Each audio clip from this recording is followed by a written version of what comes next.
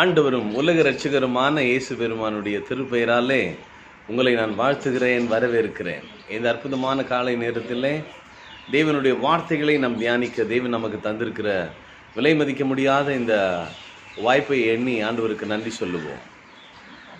நாம் இந்த உலகத்திலே சம்பூர்ணமாய் வாழ வேண்டும், சகல நன்மைகளையும் அனுபவிக்க வேண்டும் என்பது தேவனுடைய திட்டம். ஆகவே ஆண்டவருடைய நேற்றும் இன்றும் என்றும் மாறாதவர் என்பதை நாம் வேதத்தின் வழியாக அறியப் போகிறோம். இந்த நாள் தியானத்துக்கு எடுத்துக்கொள்ளப்பட்ட கர்த்தருடைய வார்த்தை உபாகமம் 33ஆம் அதிகாரம் 19வது வசனத்தின் கடைசி பகுதியை நாம் இன்றைக்கு பார்க்க போகிறோம். வாசிக்கிறேன். ஜனங்களை அவர்கள் மலையின் மேல் வரவழைத்து அங்கே நீதியின் பலிகளை இடுவார்கள், கடல்களில் உள்ள சம்பூர்ணத்தையும் மணலுக்குள்ளே மறைந்திருக்கும் பொருள்களையும் அனுபவிப்பார்கள் என்றார். கடைசியில் ஒரு வரி வருது பாருங்க, மணலுக்குள் மறைந்திருக்கும் பொருட்களையும் அனுபவிப்பார்கள். இசக்காரே நீ போகையிலும், செபுலோனே நீ இருக்கிற கூடாரங்களிலும், ரெண்டு பேருக்கும் ஆசீர்வாதத்தை சேமா கொடுக்கிற தேவன். புதிய உடன்படிக்கையில் பார்த்தீங்கன்னா என்ன அறிந்து கொண்டாதான் அப்படின்லாம் கிடையாது. தேவன் பட்சபாதம் இல்லாமல் எல்லாருக்காகவும் சம்பாதித்து வைத்து விட்டார். நாம் அந்த நிலையிலே பக்குவப்படுவோமானால் அதை அனுபவிக்க ஆரம்பிப்போம், வேற ஒன்றும் இல்லை. அதனால தான் தேடுகிறவர்கள் நல்லவர்கள் அப்படின்லாம் வேதம் சொல்லுகிறது. நாம் அனுபவிக்கிறதற்கு இங்கே அனுபவிப்பார்கள் என்று ஆசீர்வாதங்களை தேவன் சொல்லுகிறதை பார்க்கிறோம். அப்போ தேவனை குறித்த அறிவு நம்ம புரிஞ்சுக்கணும். நாம் அனுபவிக்கிறதற்கு சகல நன்மைகளையும் அவர் பகிர்ந்து கொடுக்கிற தேவன். இது எங்கே இருக்குது? புதிய உடன்படிக்கையில் 1 தீமோத்தேயு 6ஆம் அதிகாரம் 17வது வசனத்தில் நீங்கள் பார்த்தீங்கன்னா, இது பவுல் அப்போஸ்தலனாகிய தீமோத்தேயுவுக்கு ஒரு கட்டளையாகவே கொடுக்கிறார். அப்போது ஊழியக்காரர்களுக்கு கட்டளையாக கொடுக்கும்போது நம்ம வாசிக்கிறோம், இது எனக்கும் கட்டளையாக கொடுக்கப்படுகிறது என்பதை நாம் உணரணும். என்ன கட்டளை? எங்கள் பழைய கட்டளைலாம் ஒழிஞ்சு போச்சுங்க, புதிய கட்டளைங்களை பாருங்கள். இது அன்பின் பிரமாணம். அன்பின் கட்டளையில் என்ன சொல்கிறாரு? ஒரு 6 விதமான பாயிண்ட் அங்கே சொல்கிறத நம்ம பார்க்கலாம். ஆனால் ஒவ்வொன்றையும் தியானிக்கணும்னா நேரமாகவும் நம்ம யோசித்து பார்ப்போம். இதெல்லாம் இவ்வுலகத்தில் பார்த்தீங்கன்னா கொஞ்சம் பணம் வந்துட்டாலே இருமாப்பு வந்துடுது. 10 ரூபாய் சம்பாதிக்கும் போது என்ன ஆகுது? அந்த இருமாப்பு எங்கேன்னு தான் வரும்னு தெரியல. வேதமே சொல்லுது, இவ்வுலகத்தில் ஐஸ்வர்யம் உள்ளவர்கள் இருமாப்பு சிந்தை இல்லவர்களாக இராமல். நீங்கள் ஐஸ்வர்யான்களாக இருக்கிறீங்க, நீங்கள் என்ன பண்ணாதீங்க, உலகத்தில் இருக்கிற மாதிரி இருக்காதீங்க. ஐஸ்வர்யம் உள்ளவர்கள் இருமாப்பு சிந்தை இல்லவர்களாக இராமல், நிலையற்றது இந்த ஐஸ்வர்யம். இது இன்றைக்கி இருக்கும், நாளைக்கு இன்னொருத்தர் கையில் இருக்கும். ஆகவே சொல்கிறாரு நிலையற்ற ஐஸ்வர்யம். அப்போ நிலையான ஐஸ்வர்யம்னு ஒன்று இருக்குது. நிலையான ஐஸ்வர்யம் யார்? நம்ம ஆண்டவராகிய தேவன் தான். சொல்ல நிலையான அந்த நிலையற்ற ஐஸ்வர்யத்துமே நம்பிக்கை இராமல், நாம் அனுபவிக்கிறதற்கு சகலவித நன்மைகளை நாம் சம்பூர்ணமாய் கொடுக்கின்ற ஜீவனுள்ள தேவன் மேலே நம்பிக்கை. நீங்கள்லாம் பணத்து மேலேயும் அது மேலேயும் இது மேலேயும் ஆட்கள் மேலேயும் நாம் நம்பிக்கை வைக்கிறோம்.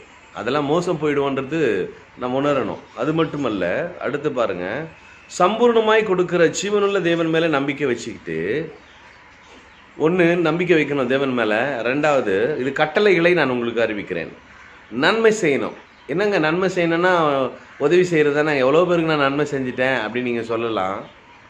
ஒரு வசனத்தையும் நான் வாசித்து காட்டுறேன், நன்மைன்னா என்னன்றத. இப்போ தான் தேவன் சில காரியங்களை ஒவ்வொரு நாளும் நமக்கு உணர்த்தி கொண்டே இருக்கிறார். யாக்கோபு எழுதின நிருபத்தில் 2ஆம் அதிகாரம் ஃபுல்லாகவே வாசித்து பார்த்தீங்கன்னா 26 வசனங்களும் வாயளவுக்கு பேசுகிறோம், கிரியில் செய்யணும், எது நன்மை அப்படின்றத ஒரு வசனம் மட்டும் வாசிக்கிறேன். உன்னிடத்தில் நீ அன்புக்கு 8வது வசனம், உன்னிடத்தில் நீ அன்பு கூறுகிறது போல பிறனிடத்திலும் அன்பு கூறுவாயாக என்று வேத வாக்கியம் சொல்லுகிற ராஜரீக பிரமாணத்தை நீங்கள் நிறைவேற்றினால் நன்மை செய்வீர்கள். நம்ம நினைக்கிறோம், நான் எல்லாருக்கும் செய்ய வேண்டிய கடமைலாம் செஞ்சிட்டேன், நன்மை செஞ்சிட்டேன். உன்னை நீ நேசிக்கிற மாதிரி பிறனை நேசிக்க கற்றுக்கொள்ளணும், இதுதான் நன்மை. இது ராஜரீக பிரமாணம். இதை நாம் நிறைவேற்றும் பொழுதுதான் நன்மை செய்கிறவர்களாக இருக்கிறோம் என்பதை வேதம் நமக்கு அங்கீகாரம் கொடுக்குது. நான் நினைக்கிறேன், நான் எவ்வளோ நன்மை செஞ்சுருக்கிறேன், எவ்வளோ நாள் கொடுத்தேன் தெரியுங்களா, எவ்வளோ நாள் நான் இதெல்லாம் பண்ணியிருக்கேன் பார்த்தீங்களா, எவ்வளோ பேருக்கு சோறு போட்டிருக்கிறேன், என்னென்னவோ நம்ம சொல்கிறோம். ஆனால் இங்கே என்னை மாதிரி மற்றவனை நான் நேசிக்கிற ஒரு நேசம் ராஜரீக பிரமாணம், இதை நான் நிறைவேற்றும் பொழுது என் வாழ்க்கையிலே நன்மை செய்யல. அப்போ பாருங்க, இங்கே நம்ம பார்க்குற அந்த வசனத்தில் நன்மை செய்யணும்னுட்டு அப்படியே விட்டுல. அடுத்தது பார்த்தீங்கன்னா எல்லாமே ஒரே மாதிரி தான் தெரியும், ஆனால் ஒவ்வொன்றுக்கும் வித்தியாசம் இருக்குது. நன்மை செய்யவும், ரெண்டாவது, மூணாவது பாருங்கள், நற்கிரிகளிலே ஐஸ்வர்யவான்களாகும். கிரியை செய்யணும், அது நல்ல கிரியா கெட்ட கிரியா நமக்கே தெரியும். செஞ்சுட்டு வா, ஐயோ தப்பாக செஞ்சுட்டுனே சாரி பிரதர் அப்படிலாம் சொல்லுவோம். ஆனால் இங்கே நல்ல கிரியைகளை செய்து அதிலே ஐஸ்வர்யவான்கள் அப்படின்னா ரொம்ப அதில் உங்களுடைய ஐஸ்வர்யத்தை காட்டுங்க அப்படின்றார். கிரியைகளில் நல்ல கிரியைகளை செய்கிறதில்ல நீங்கள் பணக்காரனாக இருங்க, ஐஸ்வர்யவான்களாகவும். தாராளமாக கொடுக்குற ஏங்க எல்லாம் ஒரே மாதிரி தான் இருக்குது பாருங்கள். தாராளமாக கொடுக்கணும். அந்த மன விரும்பி கொடுக்குன்றதை தான் தேவன் அங்கீகிறார். அதுதான் இது கட்டளையாகவே கொடுக்குறார் புதிய உடன்படிக்கையில். தாராளமாக யாராவது கொஞ்சம் மீந்துட்டு கொடுக்குறது வேறங்க, இருந்துட்டும் நம்ம வச்சுக்க தொட்டுக்கொன்ற மாதிரி கொடுப்பாங்க பாருங்க. ஏதோ கடமை கொடுத்துட்டோம்பா, அதே இல்லை. தாராளமாய் கொடுக்கிறவர்களும் உதார குணமுள்ளவர்களாக இருக்கும். அப்பா இவங்க கொடுத்தாங்கப்பா, இதே மாதிரி நம்ம செய்யணும்பான்ற ஒரு உணர்வு வரணும் வாங்குறவங்களுக்கு.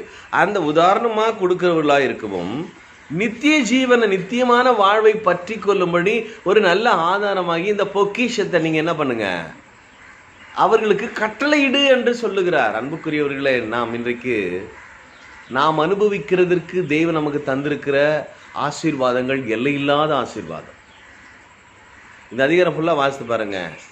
ஆபிரகாமை குறித்து, ராகாப்பை குறித்தெல்லாம் சொல்கிறாரு. அவங்க விசுவாசத்திலேயே நீதிமானாக இருந்தாங்க. அவள் சரீரம் செத்ததாக இருந்தாலும், அது பிரயோஜனமற்றதாக இருந்தாலும், அவள் செய்த செயல் மூலமாய் அவள் என்ன பண்ணா, தேவனுடைய சிநேகிதன் என்று சொல்லப்பட்ட ஒரு அனுபவம். அப்போ தேவனுடைய சிநேகிதர்களாக நாம் நம்முடைய செயல்களிலே தேவனுடைய சிநேகிதிகளாக வாழ தேவன் கிருபை செய்வார். நாம் அனுபவிக்கிறதற்கு சகல நன்மைகளையும் கொடுக்கிற ஆண்டவர். அந்த ஆண்டவரை குறித்த ஒரு தெளிவு புரிஞ்சுக்கணும். இசக்காரையும் செபுலோனையும் பார்த்து தேவன் சொன்ன ஆசீர்வாதங்களிலே மிக முக்கியமான ஒரு வார்த்தை அனுபவிப்பார்கள்.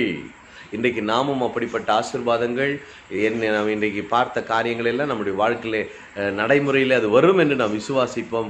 விசுவாசிக்கிறவன் பதறான். விசுவாசிப்போம், வாழ்வில் உன்னதமான மாற்றங்களை காண்போம். நாம் ஜெபிக்கலாம். சகல நன்மைகளை நான் அனுபவிக்கும்படி சம்பூரணமாய் தந்தீரே. கொடுக்கலனாலும் சொல்லுங்க, பாடுங்க. ஏன்னா கிடைத்ததாக நாம் நம்பும் பொழுது அவைகள் நமக்கு உண்டாக ஆரம்பிக்கும். மார்க் 11:24 சகல நன்மைகளை நான் அனுபவிக்கும்படி சம்பூரணமாய் தந்தீரே. ஜீவனுள்ள தேவன் மேல் நம்பிக்கையாய் வாழ விசுவாசம் தந்தவரே, என்னில் விசுவாசம் வைத்தவரே. ஆமாண்டவரே, எங்களுக்கு விசுவாசத்தை தந்து வாழ்ந்திரு, நன்றாயிரு, பிழைத்திரு.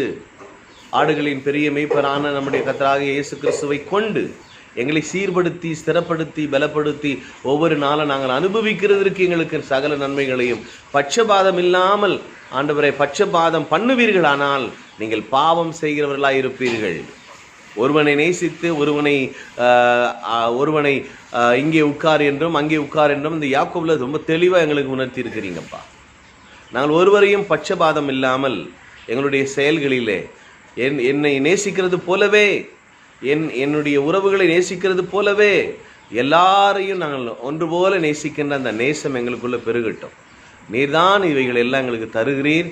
நீ தந்ததற்காக நன்றி சொல்லி உங்களுடைய நாமத்துக்கு மகிமையாக வாழ எங்களுடைய வாழ்வை உடைய கரங்கள் நாங்கள் விட்டு கொடுக்குறோம். நீங்கள் நடத்துங்க, ஆளுகை செய்யுங்க.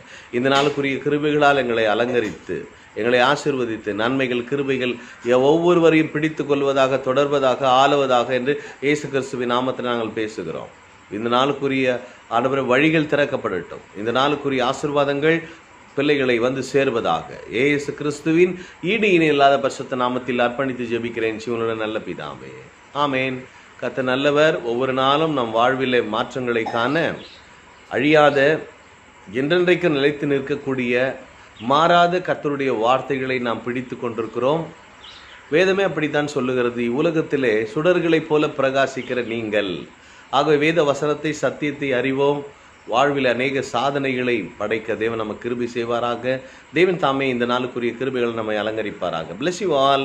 Have a wonderful day. Thank you.